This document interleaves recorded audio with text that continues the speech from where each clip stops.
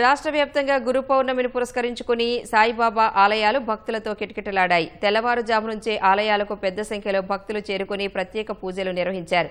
గంటల కొద్దీ వరుసల్లో నిలుచుని సాయినాథుని దర్శించుకున్నారు. ఆలయాల వద్ద అన్నదాన కార్యక్రమాలు ఏర్పాటు చేశారు. పలుచోట్ల తమకు విద్యాబుద్ధులు నేర్పిన గురువులను సన్మానించారు.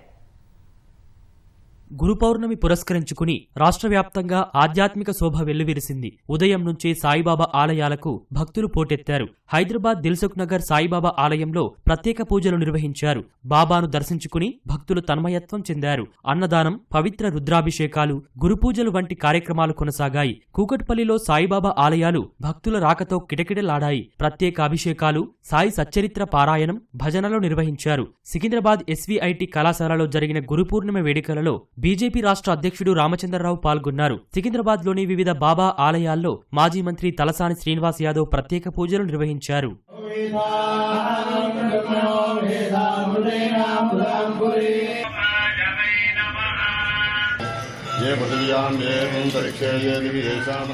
ఆదిలాబాద్ జిల్లాలో గురు పౌర్ణమి వేడుకలు ఘనంగా ప్రారంభమయ్యాయి. ఆదిలాబాద్ శాంతినగర్లోని బాబా ఆలయంలో వేకువజాము కాగడ హారతితో వేడుకలు నిర్వహించారు. సాయినాథుని విగ్రహానికి క్షీరాభిషేకం చేశారు. నిజామాబాద్లో ఉన్న హమాల్వాడి, మాధవానగర్ సాయిబాబా ఆలయాల్లో వేడుకలను అంగరంగ వైభవంగా నిర్వహించారు. సంగారెడ్డి జిల్లా ఝారసంగం మండలం దస్తగిరి ఆశ్రమంలోని గురు పౌర్ణమి వేడుకల్లో మంత్రి దామోదర రాజనరసింహ పాల్గొన్నారు. హనుమకొండలో సాయిబాబాకు పాలతో అభిషేకం, పుష్పార్చన, హారతితో పాటు ప్రత్యేక పూజలు చేశారు. వరంగల్ జిల్లా నర్సంపేటలో తెల్లవారుజాము నుంచే బాబాకు అర్చనలు, అభిషేకాలతో పాటు ప్రత్యేక పూజలు నిర్వహించారు.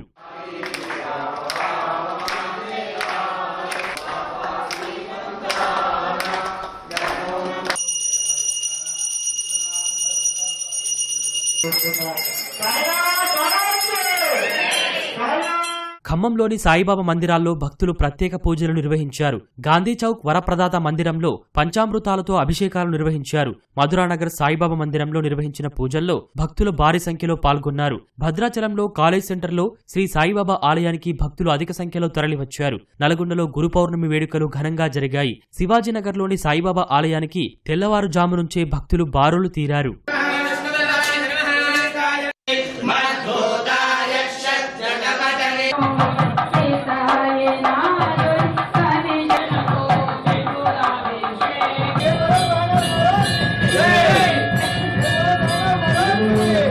పెద్దపల్లి జిల్లా మంతనిలో శ్రీ మహాలక్ష్మి, దత్తాత్రేయ స్వామి, సిరిడి సాయిబాబా ఆలయాలకు భక్తులు పోటెత్తారు. మహాలక్ష్మి అమ్మవారిని శాకాంబరి రూపంలో అలంకరించారు. సిరిడి సాయిబాబా ఆలయంలోనూ భక్తులు ప్రత్యేక పూజలు నిర్వహించారు. భువనగిరి జిల్లాలోనూ బాబా ఆలయాల్లో పెద్ద ఎత్తున పూజలు నిర్వహించారు. మంచిర్యాల జిల్లా మందమరిలో యోగా నేర్పిస్తున్న దంపతులను సీనియర్ గురువులను అభ్యాసకులు సన్మానించి దీవెనలు తీసుకున్నారు. గోదావరిఖని జిఎం కాలనీలో సిటిజన్ ఫోరం ఆధ్వర్యంలో విద్యాబుద్ధులు నేర్పిన గురువులను సన్మానించారు.